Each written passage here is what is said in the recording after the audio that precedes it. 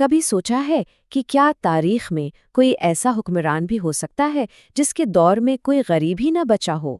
آج ہم ایک ایسے ہی عادل خلیفہ عمر بن عبدالعزیز کی ناقابل یقین داستان کو جانیں گے۔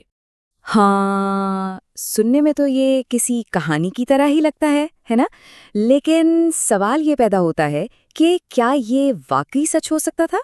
ذرا تصور کریں ایک ایسی سلطنت کا جہاں اتنی خوشحالی ہو کہ جب لوگ اپنی سالانہ خیرات یعنی زکوٰۃ دینے کے لیے نکلیں تو انہیں کوئی لینے والا ہی نہ ملے۔ کیا یہ محض ایک خواب ہے یا واقعی ایک حقیقت تھی؟ شاید اس پر یقین کرنا مشکل ہو، لیکن یہ کوئی من گھڑت کہانی نہیں، یہ ایک ٹھوس تاریخی حقیقت ہے۔ اور اس حیران کن دور کے پیچھے جو شخصیت تھی وہ تھے عمر بن عبدالعزیز، ایک ایسا نام جو آج بھی انصاف اور خدا ترسی کے لیے ایک مثال ہے۔ تو سوال یہ ہے کہ آخر انہوں نے یہ سب کیا کیسے؟ آئیے ان کی حکمرانی کے سب سے پہلے اور بنیادی اصول کو سمجھتے ہیں۔ دیکھیں، وہ تاریخ کے عظیم خلیفہ حضرت عمر فاروق رضی اللہ تعالی عنہ کے پڑپوتے تھے، لیکن کمال کی بات یہ ہے کہ انہیں وراثت میں صرف نام نہیں ملا، بلکہ انصاف اور اصول پسندی کا وہی کردار بھی ملا تھا۔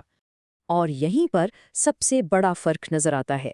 جہاں دوسرے حکمران حکومت کو اپنی بادشاہت سمجھتے تھے، وہیں عمر بن عبدالعزیز کے لیے یہ عوام کی طرف سے ایک مقدس امانت تھی۔ اور انہوں نے اس امانت کا حق کیسے ادا کیا؟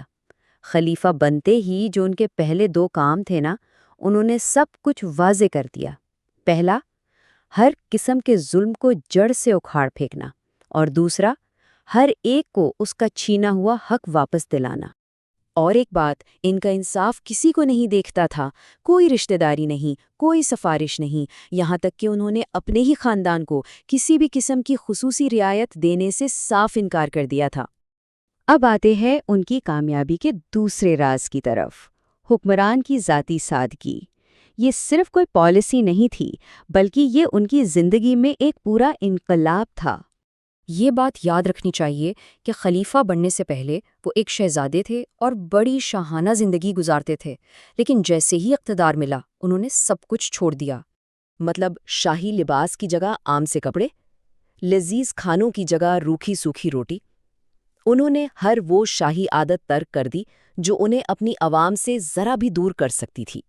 ان کی مثال اتنی طاقتور تھی کہ خود ان کی اہلیہ، سوچیں ذرا، جو خود ایک ملکہ تھیں، انہوں نے اپنے تمام زیورات اتار کر قومی خزانے یعنی بیت المال میں جمع کروا دیے۔ یہ ہوتی ہے اصل قیادت۔ اور اب آتے ہیں ان کی حکمرانی کے اس ستون پر جو شاید سب سے مضبوط تھا، یہ پختہ یقین کہ ایک دن خدا کو جواب دینا ہے۔ اس ذمہ داری کا احساس اتنا شدید تھا کہ وہ اکثر راتوں کو رویا کرتے تھے۔ انہیں بس ایک ہی خوف کھائے جاتا تھا، کہیں ان کی رعایا میں سے کسی ایک کے ساتھ بھی ناانصافی نہ ہو جائے۔ ان کے دل و دماغ پر بس ایک ہی سوال چھایا رہتا تھا کہ روز قیامت اگر اللہ نے یہ پوچھ لیا، اے عمر، تم نے انصاف کیوں نہیں کیا، تمہیں کیا جواب دوں گا؟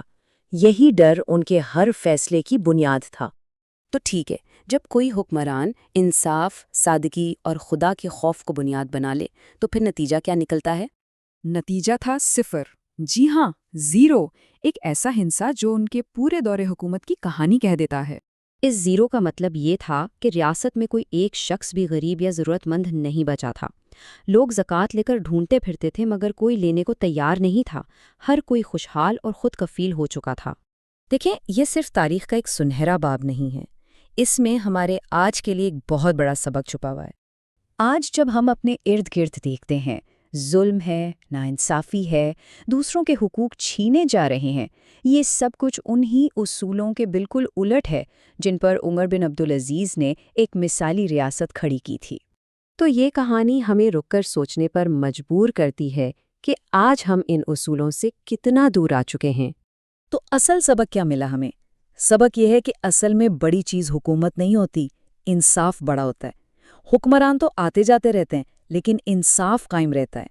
تو آخری پیغام یہی ہے کہ انصاف ہی وہ طاقت ہے جو نہ صرف کسی کی دنیا بدل سکتی ہے بلکہ اس کی آخرت بھی سنوار سکتی ہے۔